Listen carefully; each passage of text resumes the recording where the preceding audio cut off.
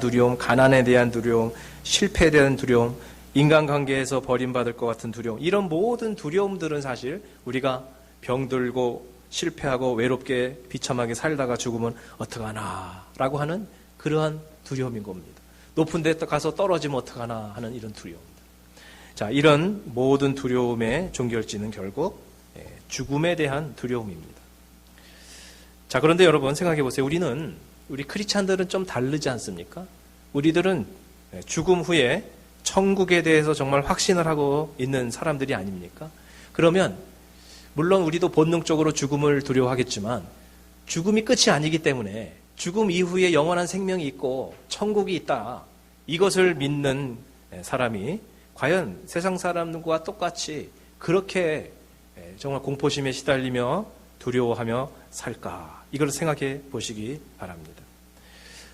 정말 천국을 여러분 믿으시면요, 정말 영원한 생명을 믿으시면요, 그렇게까지 연연하지 않을 겁니다. 그렇게까지 두려워하지 않을 겁니다. 최악의 경우, 여러분 생각해 보세요. 최악의 경우, 실패하고 병들고 모든 게 다 안 돼가지고 결국 최악의 시나리오까지 가면 뭐예요? 죽기까지밖에 더 하겠나, 그거죠. 최악의 경우 죽는 거죠. 그러면 우리는 뭐예요? 죽으면 비참한 게 아니라 죽으면 천국 가잖아요. 영원한 생명을 누리잖아요. 그리고 죽음 후에 이 땅에서보다 천국의 삶이 훨씬 더 행복하잖아요. 그러니까 죽음은 물론 본능적으로 우리가 두렵지만 그것이 그렇게까지 두려운 것은 아니라는 것입니다. 아직도 이 생애에 우리가 연연해하고 조금만 이상하면 이러다 나 죽으면 어떡하지? 이러다가 암 걸리면 어떡하지? 막 이렇게 정말 안절부절하는 거는요, 어떻게 보면 아직 천국에 대한 확신이 좀 부족한 것이 아닌가 생각이 됩니다. 자, 한번 히브리서 2장 15절을 한번 보겠습니다. 다 같이 시작. 또 죽기를 무서워함으로 한평생 매여 종노릇하는 모든 자들을 놓아주려 하심이니. 네, 결국 죽기를 무서워하지 않으면요, 우리가 자유함이 좀 있습니다. 죽음을 두려워하고 그러다 보니까 모든 걸 다 두려워하게 되니까 거기에 사단이 그걸 이용해서 우리 거기에 매여서 살아가는 거죠. 항상 불안한 거죠. 그래서 히브리서 11장의 순교적 신앙을 가진 담대한 성도들에 대해서 38절에 이렇게 표현을 합니다. 히브리서 11장 38절. 이런 사람은 세상이 감당하지 못하느니라. 죽기를 두려워하는 사람은요, 무서운 게 없어요. 세상 사람이 어떻게 할 수가 없어요. 마귀가 어떻게 할 수가 없어요. 죽으면 천국 간다, 이런 사람은요, 엄청 담대한 거죠.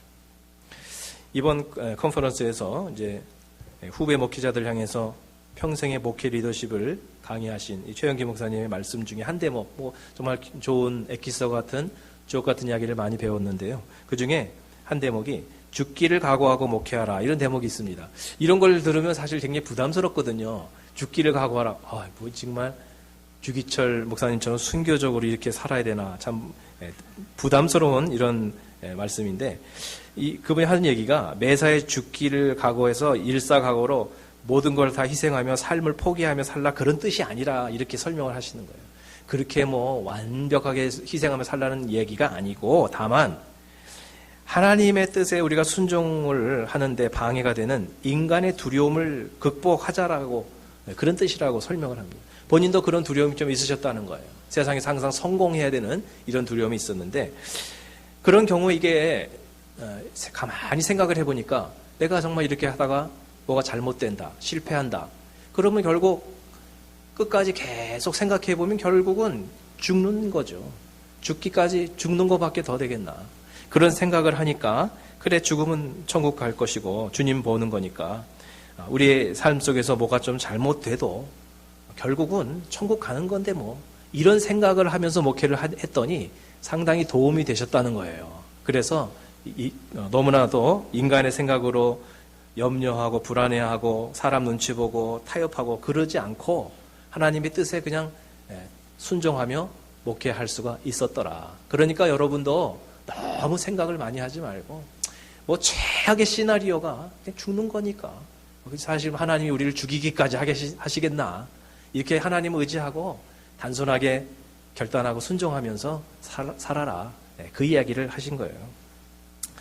제가 그 얘기를 듣고 참 은혜를 많이 받았고요. 그러면서 이제 목사님들 가운데서도 이제 가정교회를 소개하면 말이죠. 그분들이 반응이 참 좋다. 가정교회 좋다. 영혼 구원하는 거고 제자 만드는 거고 그리고 건강한 교회 만드는 거 참 좋다. 성경적이다.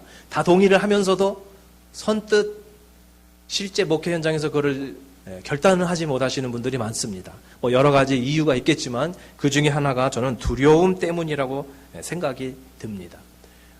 만일에 이렇게 지금 비교적 교회가 편안한데 괜히 뭐 가정교회 한다고 뭐 영원구원 한다고 하다가 교회가 시끄러워져서 어려워지면 어떡하나. 그러다가 괜히 또 쫓겨나면 어떡하나. 뭔가 목회 실패하면 어떡하나 하는 그러한 두려움이 있어서 그런 것이 아닐까. 이렇게 생각합니다. 정말 뭐 그렇게 실패한들 죽기까지밖에 더 하겠나. 하나님 나라 가서 천국 가면 되지. 이런 생각을 가지고 있다면 그렇게까지 눈치 보고 여러 가지 계산하고 그러지 않을 거라는 거죠. 그래서 저도 몇 년 전에, 이제 5년 전에, 그때 뭐 교회가 비교적 평안했었거든요. 그런데 가정교회로 전환하는 것을 결심하고 우리 교회 리더들과 같이 또 나누고 그리고 우리가 1년을 준비해서 전환을 뭐 주저함 없이 이렇게 가정교회로 전환한 그 이유가 뭘까를 제가 이렇게 생각을 해봤습니다. 그랬더니 당시에 저는 성공주의 목회에 대한 강한 회의감이 있었습니다. 이게 과연 교회인가? 이게 과연 정말 하나님이 기뻐하시는 그런 신약적인 교회인가? 라고 하는 그런 강한 회의감이 있었고요. 또 그래서 저는 성경적인 교회 하다가 내가 쫓겨나면 할 수 없다. 뭐 쫓겨나면 쫓겨나는 거다. 뭐 어려우면 어려움 당하는 거다. 저는 그런 각오를 했었던 것 같습니다. 영혼 없는 목회를 하느니 차라리 내가 그냥 택시 운전해서 평신도로 살고 그래서 하나님 나라 섬기면 되지 뭐. 이판사판이다. 뭔가 이런 각오가 있었던 것 같습니다. 그래서 결국 죽기까지밖에 더 하겠나. 최악의 시나리오를 두려워할 필요가 없다는 것을 생각했습니다. 그래서 그저 그냥 순종했던 것 같습니다. 사랑하는 여러분, 여러분의 삶 속에서도 여러분을 지금 현재 짓누르고 있는 어떤 염려나 불안감이나 두려움이 혹시 있으십니까? 뭐를 두려워하세요? 뭐가 여러분을 그렇게 불안하게 하십니까? 여러분, 최악의 시나리오를 생각해 보세요. 죽는 거예요. 그리고 천국 가는 겁니다. 그런데 여러분, 뭘 우리가 이렇게 두려워하겠습니까?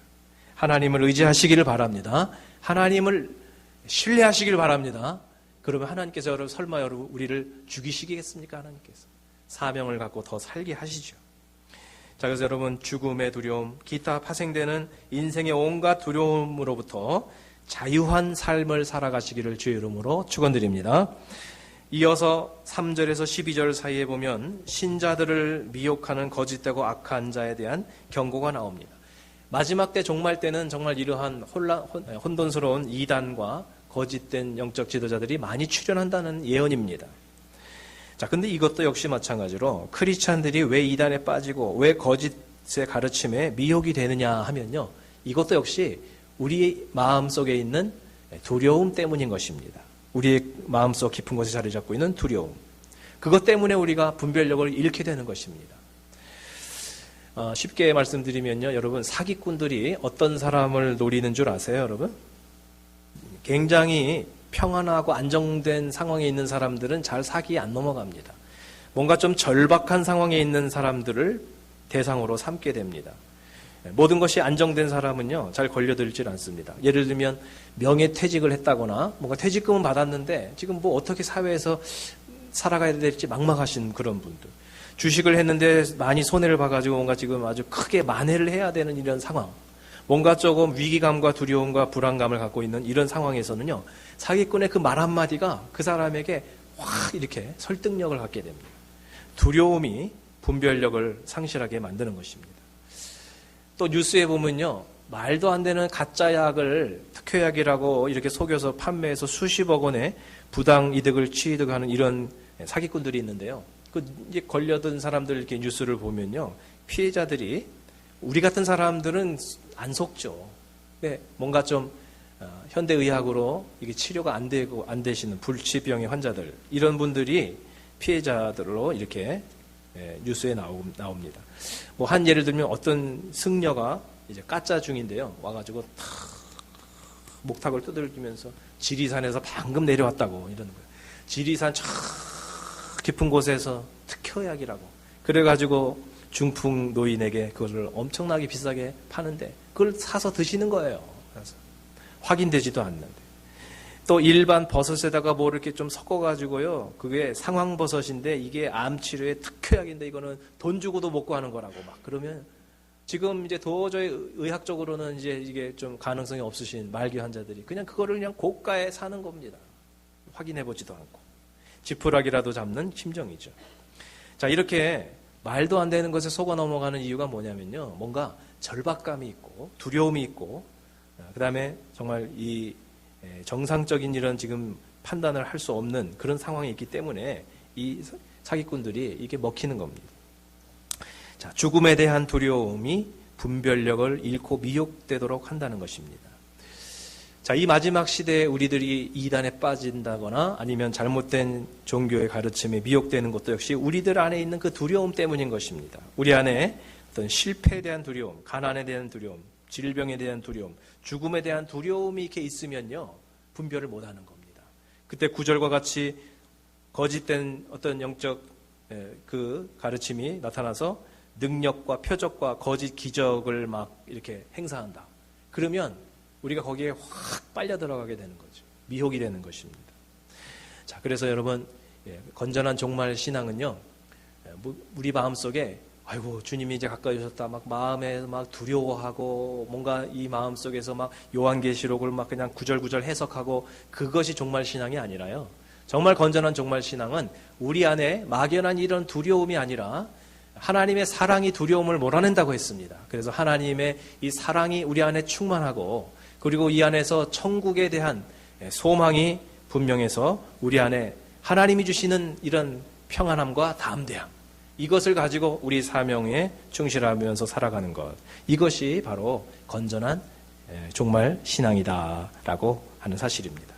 사랑하는 성도 여러분, 천국과 부활에 대한 확신이 여러분 가운데 있으셔서 여러분의 인생의 어떤 위기 속에서도 또 인생의 종말 가운데서도 여러분 그 가운데서도 두려워하지 마시고 여러분 담대하시기를 바랍니다. 주님이 주시는 평안함이 여러분 가운데 있으시기를 주의 이름으로 부탁합니다. 그리고 이 담대한 믿음으로 말미암아서 어떤 잘못된 가르침에 여러분 현혹되지 마시고 여러분 안에 있는 이 두려움을 극복하려고 이 거짓된 것에 미혹되지 마시고 하나님의 사랑으로 천국의 소망으로 여러분 채우시기를 바랍니다. 그래서 인생의 끝으로 갈수록 추해지는 것이 아니라 더욱더 아름다워지는 그런 여러분의 신앙 여정, 인생 여정이 되시기를 주님의 이름으로 축원드립니다. 이 시간 우리 한번 잠시 다 같이 기도 드리시겠습니다. 기도하실 때 여러분 마음에 두려움이나 또 여러분 불안감이 혹시 있다면 오늘 그것을 하나님 앞에 여러분 생각해 보시기 바랍니다. 최악